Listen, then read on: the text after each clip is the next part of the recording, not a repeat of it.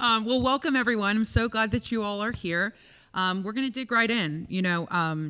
I first want to say that, Jean, I read constantly, and I read a lot of history, but this book really was a joy to read. I feel like I got to know you better. It felt like it had your voice, and it was a pleasure to spend several afternoons with you. So tonight isn't just about business history.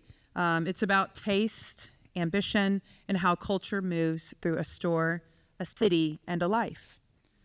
So my first question, we've got to start at the beginning with your grandfather, Barney Pressman. He begins the story with something very practical, a modest men's clothing store. When you think about Barney now, your grandfather, what do you think he understood intuitively about men, clothes in New York that planted the seed for what Barneys became? Thank you, Amanda. Thank you, Campbell. Hello, Palm Beach.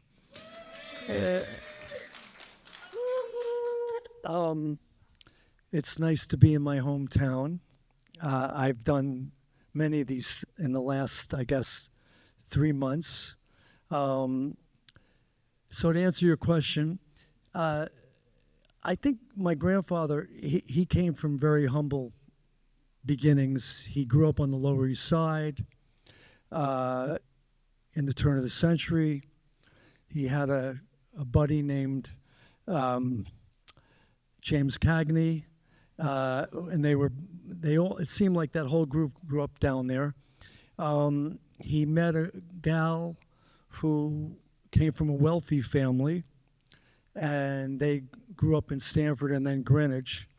And I guess he wanted to open up a men's clothing store. So he found this very small, I don't know what you call it. It was like as big as a studio apartment in Chelsea. And in those days, Chelsea was just warehouses and tenements. There was really nothing down there. In fact, most of the people that lived uptown in New York, and they never went below 42nd Street because they were worried they'd get a nosebleed. So Soho didn't exist. Tribeca didn't exist. The West Village was really not developed in those days. East Village had a lot of the artists and all the rats you could catch. So he found this small space, and it grew pretty fast because my grandfather was an incredible promoter. He was an unbelievable marketer to nauseam. He would advertise. In those days, of course, they didn't have television, so he would advertise on radio. I think Barneys was the first retailer to advertise on radio. Dinah Shore got her start doing jingles for Barneys. What was the trials? I forget the famous trials. I'm losing it. The famous trials. Anyway, he promoted so many things, and then in 1949, we were the first to advertise on television.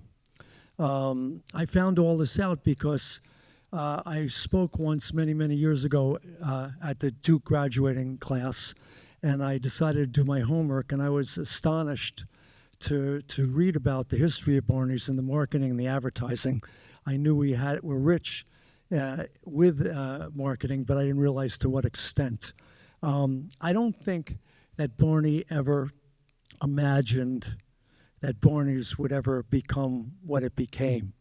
Back in the day, he would go to rummage sales, and he would go to wealthy homes where the gentleman had just died, and so he'd go through the closets, and he'd go to auctions, and he always loved quality, but he couldn't afford either to buy it from manufacturers, so he had to be creative to find other ways.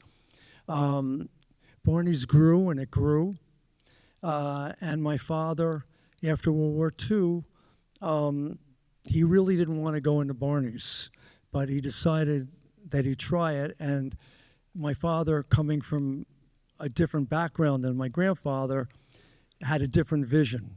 He wanted to upgrade the whole store, bring in very high-level merchandise, And that was a real challenge for him because none of the manufacturers would sell Barneys directly.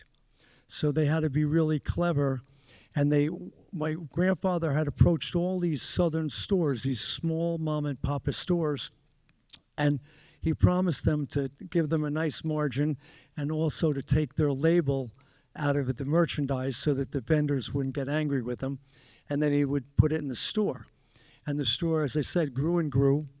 By 1960, according to Ripley's, Barneys was the largest men's store in the world. And it stayed a men's store for 53 years. And then I messed that up by bringing in women's. And I can see by the predominant people in this audience that I'm happy that I did. It's funny because women have always shopped at Barneys because men always hated to shop. And so the men would bring in their girlfriend or their wives, and maybe both, I don't know. And the woman would always be picking out the outfit for their gentleman. And the really clever women would go down in Barneys Boys Town because the sizes fit them, and of course the prices were much less than women's ready to wear. Sorry if I rambled a little bit there. Yeah. Not at all. Let's go back and talk about your dad a little bit. I want to read an excerpt of the book. Talking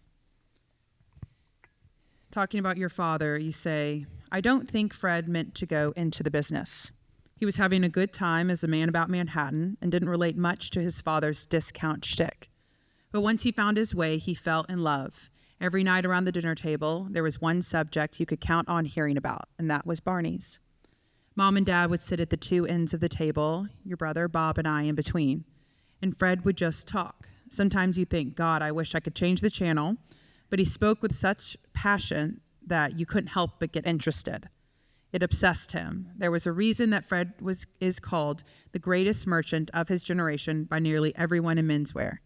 He soaked up every intricacy and every detail of every garment, from the fabrics they were made to the stitches that held them together, to the invisible linings inside, the horsehair interlining that separates a great suit or jacket from a cheap glued one. He was the opposite of what anyone might think of as a fashion person, but that's because Fred wasn't a fashion person. He loved clothes. One of the longest-serving deputies told me he'd never seen Fred happier than the day a big order of socks came in, beautifully made in Italy, and there was Fred, arms deep in them, inspecting every pair. So your father, he lived by a little phrase, select, don't settle. So you're going from the discount men's store to all of a sudden, we are going to select. How did that philosophy shift Barneys from the discount operation into something far more exacting, especially in menswear? It's rather paradoxical because, as I said, none of the American manufacturers would sell my father or my grandfather. So they decided to go to Europe. And talking to the European manufacturers in those days, in the 60s, there was no such thing as designers in menswear.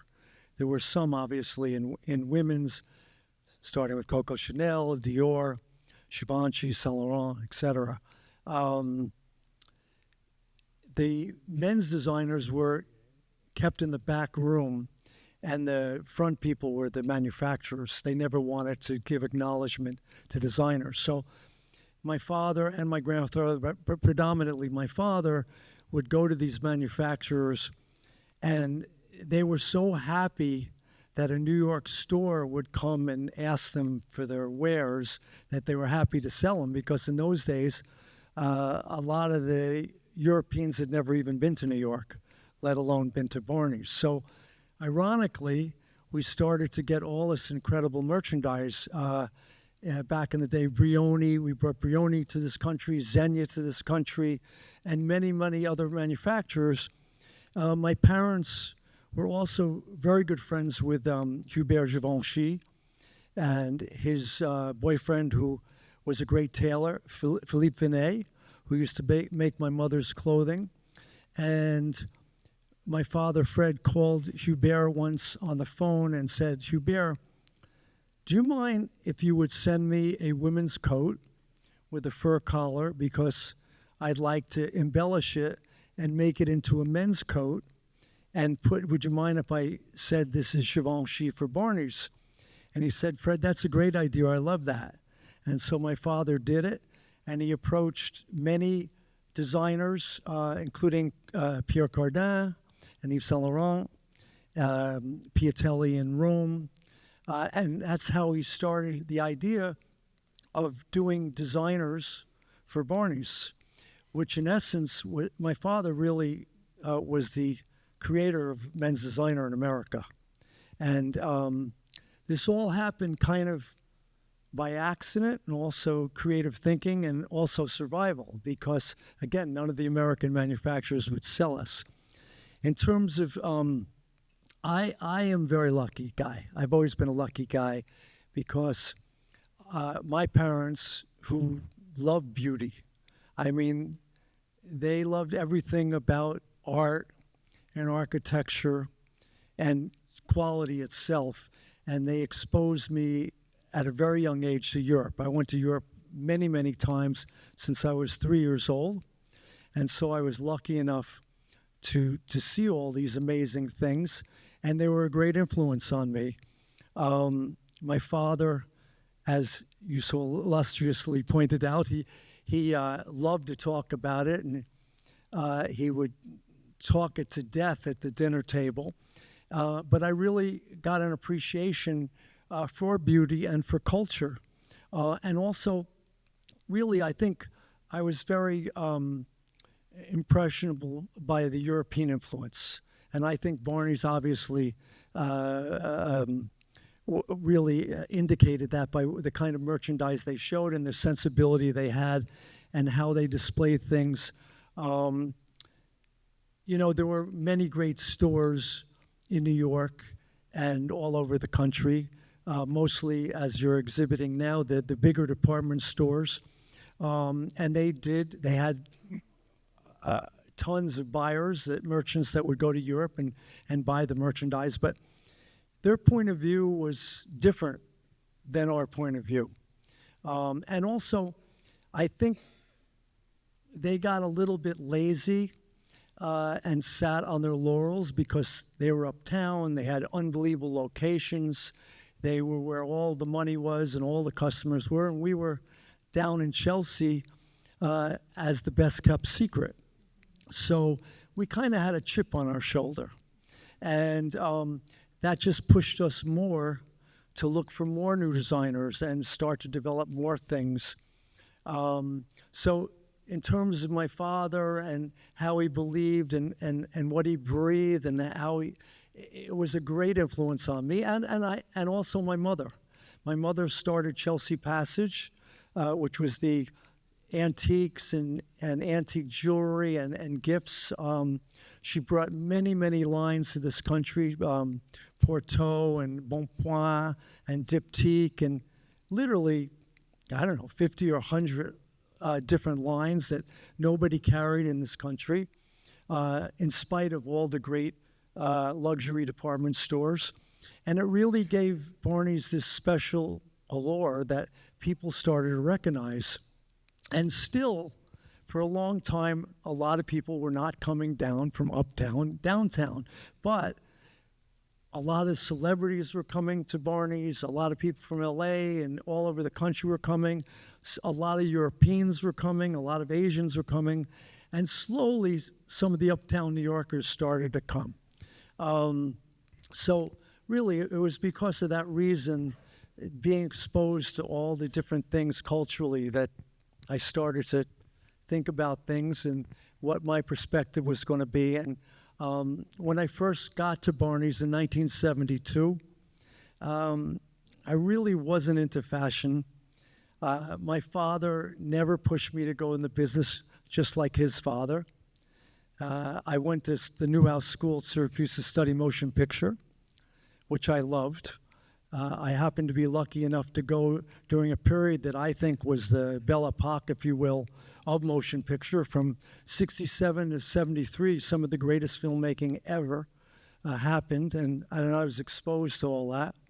I remember Rod Serling coming up and lecturing us at one of our classes, which was extraordinary. He was a chain smoker and he was very diminutive, but he had this powerful voice and a great vision. It was incredible. But I went into Barneys, and it didn't take me long. I got hooked. I started out in the warehouse. It was my decision. You know, there are definite advantages to being the owner's son, but you didn't want, in those days, bragging wasn't in, and flashiness wasn't in, and actually being sort of quiet about things was where it was at, and that's how I grew up and how I was taught. And so I decided to learn things from the ground up. And as you said, the first 6 months I was at Barneys, I lived with my grandfather, who was 80 plus, and I was 21. And it was bachelor number 1 and bachelor number 2. And he would say to me, Gene, I love you. Stay here as long as you want. I mean, it was a beautiful penthouse duplex on 67th and Park, so I couldn't complain. But he said, just don't bring any women around. And I would go, okay, Grandpa, whatever you say. He'd drive down in his chauffeur-driven caddy, and I'd go with him down to 17th Street. And he would go to the penthouse, and I would go to the warehouse. And that happened for about a year. And then I remember one time there was a young buyer that worked for my dad. And up in the offices, there were all these silk swatches laid out, swatches being pieces of material for Italian ties. And I'm sure this buyer spent hours pontificating something, laying this all out, and the door was closed, and of course I walked in and looked at it. I didn't really like his selection, so I decided to mix it up and do it again. I'm sure he never liked me after that, but that got me hooked. And after that, he took me to Europe, and then I started driving him crazy because everything he selected I want to change, and it just went like that. Go ahead. No, that's good. I was going to say, do you think you would have gotten into the family business, if your father had not kind of changed the model of Barneys? I don't know. I am kind of a snob when it comes to high-end things. That's how I've been trained. That's not to say that during the 60s and 70s, the idea of searching for things when most people didn't have the knowledge, whether you went to the Opus, the flea market in Paris, or wherever you went around the world, you could really find incredible things, and not for a lot of money. But, you know, things changed and the word got out, and more people started to accumulate wealth, which obviously was good for Barneys, but wasn't so good for me when all of a sudden I'd go and find, and the shelves were starting to get bare, you know, in the flea markets and things like that. So that kind of finding those things was as much fun as owning those things. And it sort of trickled down, if you will, to Barneys, because the Pressman, we loved to search the world and find beautiful things. And the customer loved it. And they'd go in and they'd find new things, and for them, maybe it was like a magical mystery tour, I don't know, but it really made us feel good. We used to say that never give the customer what you want, because they don't know what they want. They want you to tell them. And that's what we did. You know, when I wrote another book almost 20 years ago, a marketing book called Chasing Cool, with a young fellow, brilliant guy. And it's about going into boardrooms, and the executives of whatever they were selling would put it on a table and go, can you make this thing cool? And this young fellow and I would look at each other and start to chuckle, because the truth is, if it's not in your DNA, there's no way you're going to make this thing cool. And anyway, they shouldn't be thinking about that. They should be thinking about making it relevant first. If you make something relevant, then maybe it'll become cool. You know, the obsession. We never thought that way. The world has changed a great deal. I don't have to tell you. It's definitely the cart before the horse. It's fast, fast, fast. It's not long-term thinking. There's no risk there. It's changed the creative world a great deal. I mean, I don't have to tell you that, not to divert here, but the fashion world, I think, has suffered a great deal. And I think the other creative entities has as well. I think the motion picture industry is a disaster, and you can see today the consolidation that's happening is only going to make the industry worse, and there's going to be less risk, and 3 people are going to own it, and it's bad for the consumer, and you know, the end result is not a positive thing. There's a lot of creative people out there, a lot of young people today, but they don't have the same opportunity that I had. Obviously, I had a special opportunity, but young people in general had the opportunity. Today, they don't have that. And it's really not good, in my view, for all the consumers. And that's one of the reasons I like talking. I wrote the book. I enjoy the experience. I think life should be a theater, and I think culture is so important. I appreciate you all for coming. This is such a beautiful venue. I mean, we're lucky to have it. And yeah, so that was, for me, the Barneys experience. Yeah. Well, so I want to talk about the uptown, downtown of it all, because the downtown is this inherently cool thing in New York. And from reading your book, you have, almost a rebellious side to you, as well as this creative energy. Do you think there was something about, while you say you were not a department store, but kind of your competitors seem to be department stores. So Simon touched on this last week when he was here. You know, someone from the audience asked, "Oh, were you always looking at Bergdorf Goodman windows as kind of the peak of the windows?" And Simon so cheekily said, "Who is Bergdorf Goodman?" Do you think there was something for you about that downtown cool, not quite department store kind of thing that drove you, that kind of scratched that itch kind of creatively? Well, let me start by saying nothing made me more exciting than going to Bergdorf Goodman and seeing hundreds of the black Barneys shopping bag all over the store.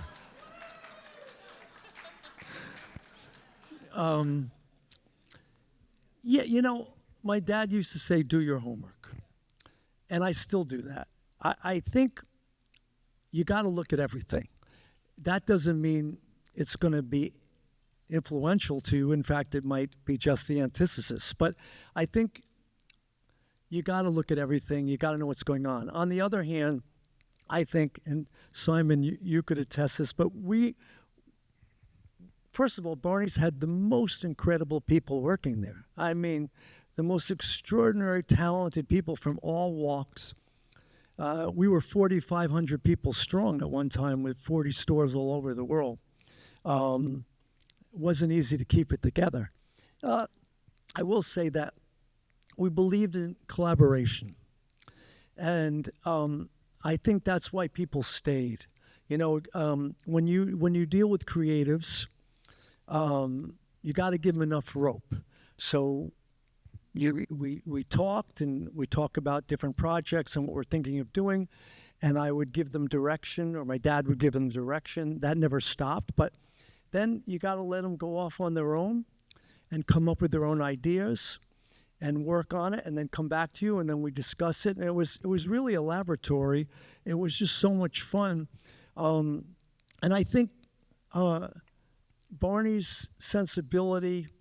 Well, first of all, what Barneys had different than the department stores is we had a sense of humor. And I think that's really important. I think it's missing today. I really do. I mean, laughing is fun.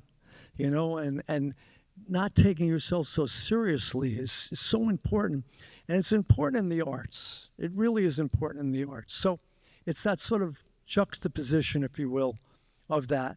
But we would be influenced by many things, like we talked about before. It could be some young kid shopping in some Army Navy store that had great style, that had no money, but somehow innately could put it together.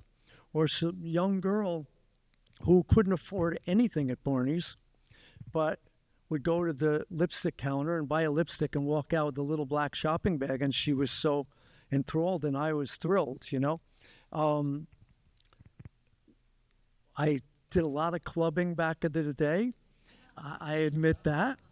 The clubs are really good in the 70s in New York, and they were really good in the 60s in London. London being the center of the universe in the 60s, and of course New York being that so in the 70s. I know New York gets a lot of promo for being the center in the 80s, but for me, it was more about Wall Street and the money. So it was more superficial, where I think the 70s was more real. The gay community en masse came out of the closet. Drugs were rampant. Things were crazy. My fraternity brothers were Steve Rebellini and Traeger at Syracuse, so they started Studio 54 in 77. Downtown was just evolving. I mean, it depended on what street you went down. You'd either got mugged, raped, or killed, or if you found this club you were trying to find, you went inside, but then good luck trying to find a taxi later on. But it was exciting. It was really exciting. The art community was amazing. Yes, I knew Andy and Jean-Michel, and in fact, Glenn O'Brien, who was really a part of the Barneys family for over 10 years. He was the music critic of Interview magazine, and I knew Glenn from being around. And he had, when cable television first came out in the early 70s and was a bit risque, Glenn had a show on called a TV Party, right? Some TV Party, and it was just this beat up old couch that he found somewhere and he invited his friends like Madonna and Basquiat and Warhol and all the club kids, Blondie, and it was actually a pretty cool show. So I asked Glenn to come and see me at my office, and he said, "Now, Gene, before we talk, I've never done advertising before." And I said to him, "But you're really a good writer and you're hired." And, that's kind of how it happened. It was so organic that we drew people in. Simon had a really good background. He worked for Del Rootstein, which is one of the greatest English mannequin makers. And he worked for Dan Vreeland at the Met, doing a lot of the exhibitions. And he worked for this very funky store in LA called Maxfield, and I happened to be out in LA, and I looked at the window, and they had these sort of distressed mannequins in there with these fake rats everywhere. And I said, "Who is this guy? I got to meet him." So I think Simon was in New York working for the Met and came over, and the rest was history. Simon, to me, was the greatest window merchandiser. That's the fancy word for window guy, but really the best in the world, in my opinion. I mean, he did the most incredible windows for Barneys, which was also what we did. I mean, that was the other thing, to continue your question. Whatever we did, we had to do it well, because we were downtown, we had a chip on our shoulder, our dream was to go uptown, to be where they are, and then let the games begin. And then we found a very wealthy, brilliant partner, Japanese partner, in 1989. Goldman Sachs asked us, "Well, do you care where the money comes from?" And I said, what do you mean by that? And he said, no, well, right now, Japan is really flourishing. They bought Rockefeller Center and Pebble Beach and a lot of the American icons. And he said, no, great. I said, though, it would be great if it was synergistic. So if we could meet someone who was a family business as in a Japanese department store, that would be great. So we went over there. We met with 3 different department stores. And we loved this one 4th-generation family, the Kasugis, that own Isitam. And one thing led to another, and we made a partnership, and they helped us expand. And then we found this real estate uptown, which was owned by the Gettys on Madison Avenue between 60th and 61st Street. It was 550,000 feet. Where do you find 550,000 feet on Madison Avenue? We took 270,000 of it and made it into Barneys. And that was scary. That was really a big risk for many reasons, but mostly because, we were downtown, and yes, we finally had customers from uptown, but we were a little funkier and a little bit more creative in a certain way, and we had a whole bohemian clientele. All the artists were our customers.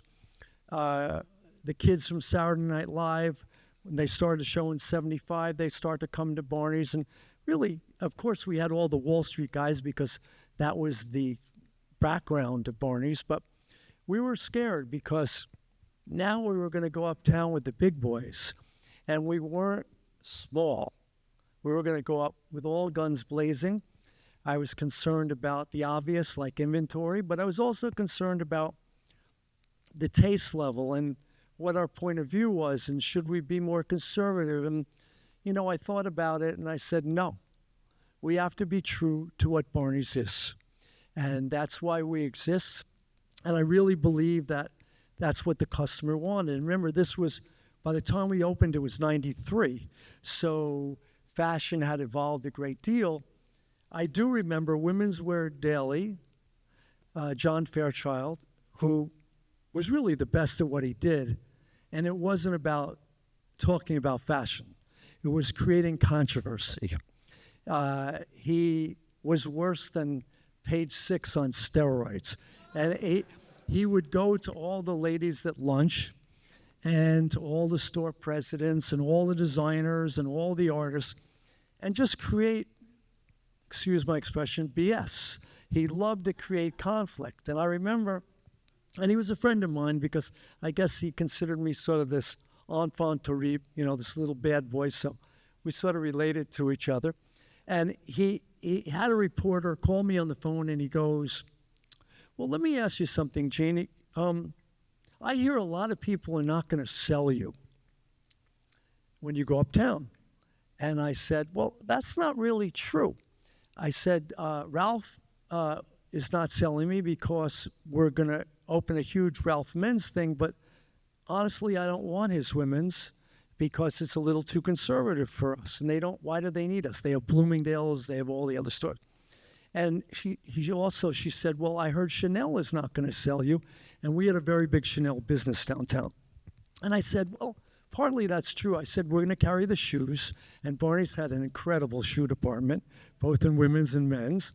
But yes, we weren't going to carry the clothing. I hope to have that one day, and the handbags.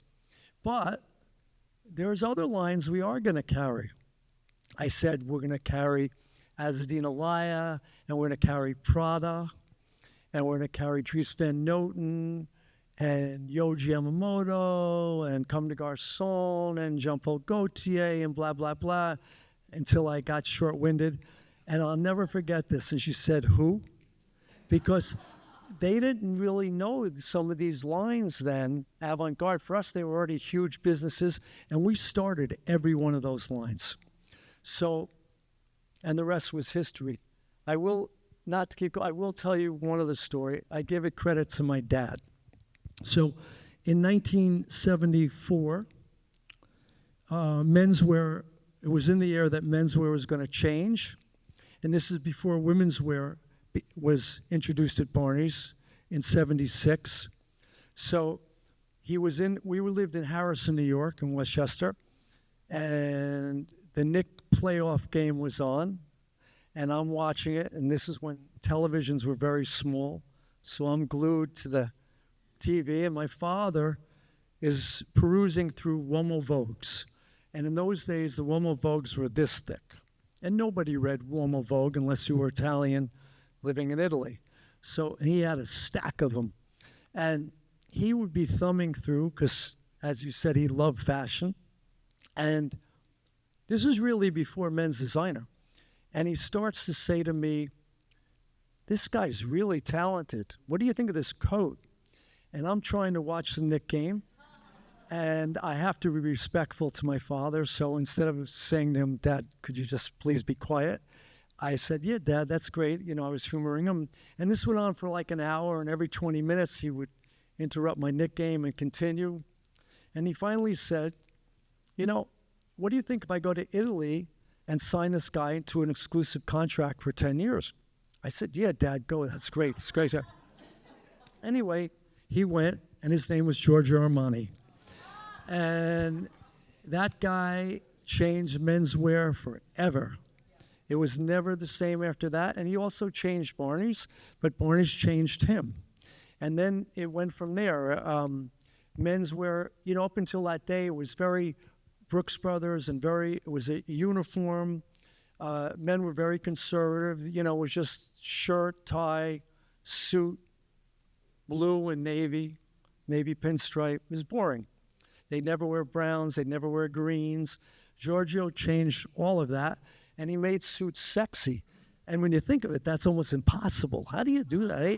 How do you make suits sexy, But he made them with deconstructed, with less padding, like women's, okay? Like Chanel or like anything, So it was a new mentality for men. And in the beginning, it was really difficult to sell this stuff. Guys just weren't into it. And so for 3 or 4 years, and this was a Barney's trait, for 3 or 4 years, we couldn't give the stuff away, but we were true to Giorgio. We didn't mark it down. We believed in it. We sent a whole camera crew to his palazzo in Milan, where we did a television commercial. He did it in Italian with English subtitles. It was brilliant. It was beautiful. And he said that in Italian that, as he's sketching, he goes, there's only one store in New York that they don't speak Italian, but they understand my fashion, and that's Barney's. And then Richard Gere came along with his movie, American Gigolo. We had nothing to do with that. We did some of the clothes. And, one thing led to another, and then menswear just exploded, and then finally the natural was to go into women's. Yeah. And in those days, Henry Bendel, for me anyway, was the best store in New York for women. It was a smaller version of Barney's in terms of men's. And I'll just tell this one last story because I could go on for days. In 1979, 80, we had opened up upstairs 2 floors of women's because we started really doing well. And we carried everything. And my father realized that I was really getting serious, and he really believed in me and let me do what I wanted to do. But, of course, quietly, I know he was nervous. And he said, what do you think of this idea? He said, what do you think if we try and buy Bendel and call it Barney's Bendel? And I looked at him, I said, that's a great idea. And so we put in a bid, and they accepted. It was owned by a big company, commercial company, Chinesco, which we did some business with in men's. And Jerry Stutz, who was president of Bendel's at the time, who was a brilliant merchant, had 30 days to match the offer. And I think like in the last week, she found somebody. The deal was to buy Bendel's and all the real estate, which was on 57th Street, and all the air rights. God knows how much that's worth today, right? The price that they agreed on was $8 million. Anyway, she matched the offer. She got Bendel's. And then my father and I looked at each other and said, okay, let's build a big women's store. So that's when, in '86, we opened Barneys Women's. I won't go through that nightmare, but it was very exciting when we did it. In '86, AIDS had devastated the fashion community and a lot of New York and really a lot of creative people around the world. And the U.S. government was doing nothing. They were ignoring the situation. And we felt that something had to be done. So this is in '86, we opened the women's store. And Simon started then too. And we approached the Haas family that owned Levi Strauss, because to me, that's the most iconic American fashion. And the Levi's jean jacket, what's better? So we asked incredible designers and artists to embellish the jackets. Warhol, Basquiat, Rauschenberg, Yves Saint Laurent, Giorgio Armani, Hermes, you name it. Hundreds of jackets. And we asked only our customers, like Madonna and Iman, Mrs. David Bowie, a lot of the downtown crowd. And as impressive as the people that modeled these jackets on the Barneys staircase, the audience was even more amazing. And they'd walk down with their paddles, and everybody would bid on these jackets. And we raised a lot of money for AIDS, and I'm very proud of that. And that started, and we continue that forever and ever. We've had a huge love affair, obviously, with the gay community. They were incredible customers, and we had a huge love affair with the art community. I mean, the things that Simon got them to do, because I gave him no budget, so he had to scrape and do whatever he had to do, and he embellished the windows with just brilliant artists. And it was fun because they also did our ads, and they did them for free. We didn't have to tell them. They loved Barneys, and we loved them. And when they would come in the store, it was a scene. It was the customer was so diverse at Barneys, it's hard to explain. We had the straightest Wall Street guys that have been there for generations. We had, as I said, we had the art community. We had all the celebrities. We had a ton of Europeans. I mean, we really had them all. We had the young and fashionable women. I remember, and it was like their playground. And again, it was like me being in the boardroom. We didn't plan this. It just happened. It morphed that way over time, which is the best way to do something. I remember Jack Nicholson coming to the store a lot. And this one time he came to the store and he stuck his head out of the elevator. And all of a sudden he goes, "There's a sale on ladies' lingerie on the 5th floor." And all the women look around, and he goes back in the elevator, and the elevator door closes, and they're looking at it. So, and this is the way it happened. It was crazy all the time, but it was a lot of fun, and it made me feel good, obviously, because, why are you in business unless you really love what you do? And yeah. Yeah. Well, I just want to say one more question before we open it up to you all. In the book you write that without people, a store just feels dead. So looking back now, what were the people, not the clothes, really giving you? So say this again. Without people, a store is dead. So looking back, what were the people really giving you? Well, they're giving you energy. Nobody wants to be in an empty museum. Nobody wants to be in an empty restaurant. I mean, people are social animals, and they need energy. The first thing that was bustling when we had our issues from 2019 on, when they closed everything up, was the restaurants. The second that people had to get back in there and have the energy again. It's the same with the store. Unfortunately, the retail climate's a lot different today, obviously. And honestly, I don't find things so exciting to shop online. I mean, there's absolutely no experience. I think that, as I said before, the thing of walking around, seeing people, finding things, the discovery of it, the energy, it's even the way we design the store. We'd always build atriums because people love to people watch. So, they would see other people shop, they'd look around, they'd look down, see people. I think we had some pretty good restaurants too. For your New Yorkers, besides Fred's, obviously, we own Coco Pazzo, if you remember that, and La Madre, and Barney Greengrass out in L.A. It's all the same. Even in a movie theater, which, is not quite doing it like it used to, there was energy seeing people in a movie theater, or going to seeing the opera, or going to see a play, or whatever it is. It's all part of the scene. It's not just one thing. And I think, social media, we're not going to get into that, but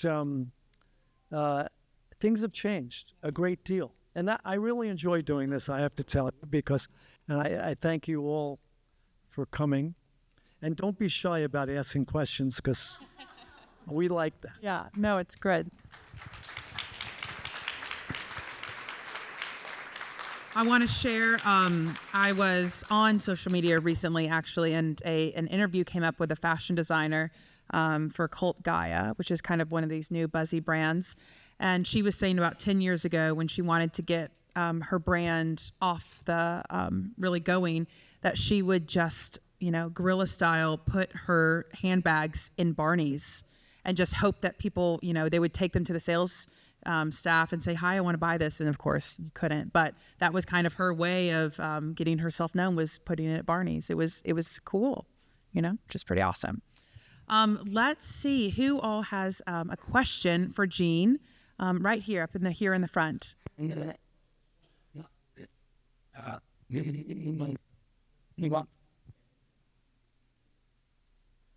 Make an observation that a few things. First of all, Barney's was the last store during the Pressman era that could introduce a brand. So when Gene rattles off all these names, I don't know other stores that would have been able to effectively introduce them. And that was for a lot of reasons. Department stores have no ability to introduce new brands. And you really have seen that. There are very few, in terms of what Gene's speaking about, great names being introduced today. It's over. It's really over. And just as a side story, I used to go into the store on 17th Street in particular, and also on Madison, but I used to always hope I didn't bump into Fred, who I loved. And the reason why... Put the mic next to you. The reason why is he would sell me. Barry, let me show you this new shoe. I was saying to somebody before, I have more shoes at home that Fred Pressman sold to me probably 30 or 40 years ago. It was unbelievable. And the other thing I feel about Barney's, and then I will shut up, I thought that Barney's was the last great New York personality store. So even though the brands were from all over the world, there was something that was about New York. And it started with the Pressman family. And you felt it. You just felt it. And you could see whether it was a guy or a woman coming out of the store with the bag, as he was talking about. It was a different clientele than the rest of the stores. I was going to say, too, that the name changed officially just from Barney's to Barney's New York, right? That was with you. Yes, so it was always a mama and papa store because it came from humble beginnings. And once we started carrying designer and upgrading the store, I felt that we had to do something subtle. I was very proud of the name Barneys, and Barneys could have been Barney's Beanery, which existed. And I was never ashamed of that. But I thought if you took the apostrophe out of Barneys and just kept the S in there, it's just a subtle little tweak. And then we started with that, and then we thought if you put the name New York underneath it and line it up perfectly. Ivan Shemaev was one of the greatest I guess, logo designers in the world. He did so many things. He did Coca-Cola. He did a zillion things. It was my father's idea to get him. And Barneys, New York felt a little bit more institutional without being boring. And so all of a sudden, everybody started calling themselves New York. Donna Karen, New York, this one, New York, that one, New York. The next thing I know, everyone has black shopping bags with the platinum lettering and the rope handles. And, we never got a check for that, though. Yeah, again, all these things were kind of subtle things, that we just happen. Gene, you are amazing. I would like to thank you for one of the most interesting experiences.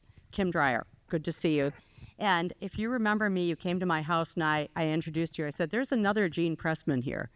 And there is your doppelganger. And you even said, he looks just like me. And he had on the same shoes you had on. But that was a few years ago. And I would like to say, on behalf of, I think, almost everyone in this audience, if I may speak for you all, wow, you are amazing. And you gave us all a tremendous experience. Now, I do have a question. Who was your favorite person that you ever met? Favorite person? Present Favorite company person. excluded. What? Present company excluded. Yeah. My wife.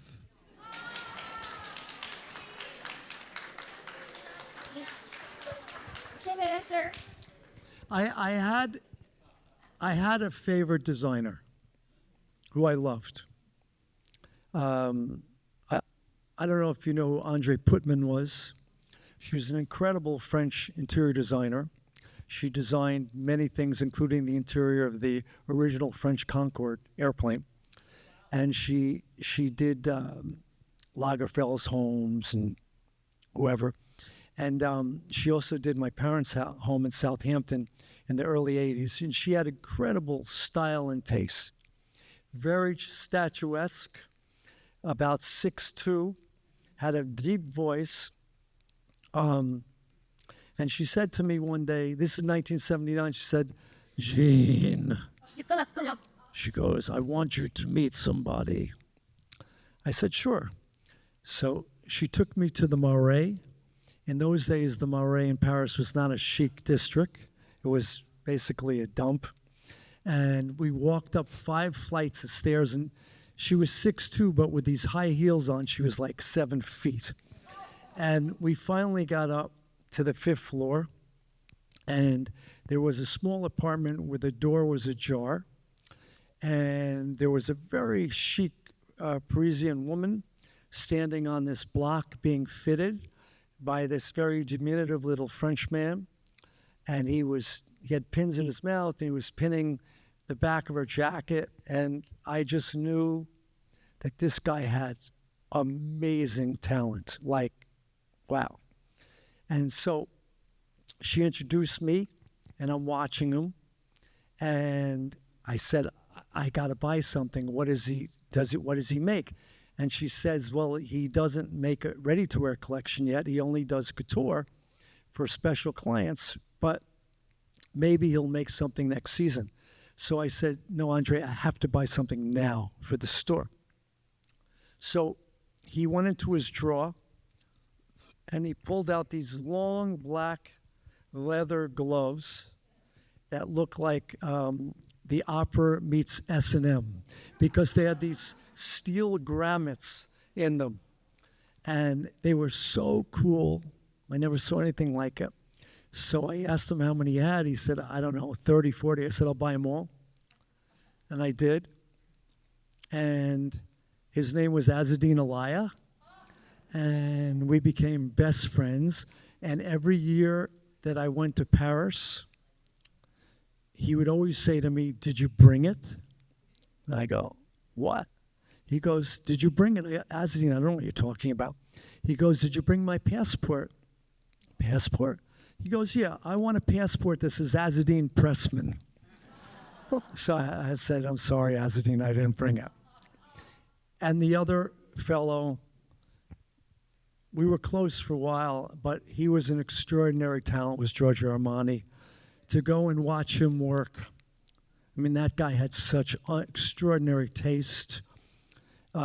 He was a real genius and a real talent, and he lived in a lap of luxury. I mean, if there were gold hints, he did it right. And it was very special. So, there were a lot of experiences meeting all these incredible people. I met a lot of great artists. I met a lot of great personalities. I've been lucky enough to meet really amazing people. I still do. And it's hard to say one person, I have a feeling I might know what you feel about what I'm going to say. Men have worn basically a uniform forever: tie, jacket, pants, shirt, And I'm a sports fan, and I watch some of the athletes, the young guys, come into the arena for basketball, and they wear the craziest, wildest, wonderful things. And I was just wondering, do you think there's ever going to come a time where in a boardroom, guys give up that uniform and start going, you work with a lot of artists, so you must see that, you must have that feeling that maybe it would be nice to go in that direction generally instead of what most men generally are wearing, even in this room? It's funny because I'm still a sports freak. And they do now show before the games, all the athletes, the basketball players walking in through the hallway of what they wear. And they all know that they're being photographed and looked at. So, my feeling about fashion is that there are no rules, and it's about individual style and good taste, whatever that is, because it's very subjective, obviously. But I do feel people can wear what they want as long as they know how to put it together. I think it's almost like somebody's home. It can be very understated and elegant, or it can be very overdone. And it's the same thing with fashion, That's when I get the hives. When I go into a home and it's 50,000 feet, I just scratch my head and I go, why? Okay, this is something a little special, right? Yeah, but this was in an era that this was one of maybe 50 of the richest people in the world, and very few people live this way, obviously. But it's a lot different now. I think understatement is really important, and I think Barneys was that way. There was a designer that we started named Jill Sonder, who was incredibly understated, but she made the most beautiful quality, really beautiful quality. And the women that knew were like devotees. They absolutely adored her. And a lot of women in the beginning didn't understand because she was very expensive. And because a lot of times it has to have whistles and bells for people to rationalize the price. But in her case, it was just about the quality and the fit and the understatement. And then eventually, obviously, she sold very well. So I've never changed that way. I'm still wearing my father's jacket. I'm still wearing my beat-up Levi jackets. And actually, these are old sneakers. My father liked this brand, too. Barneys button-down shirt. It's really about individual style.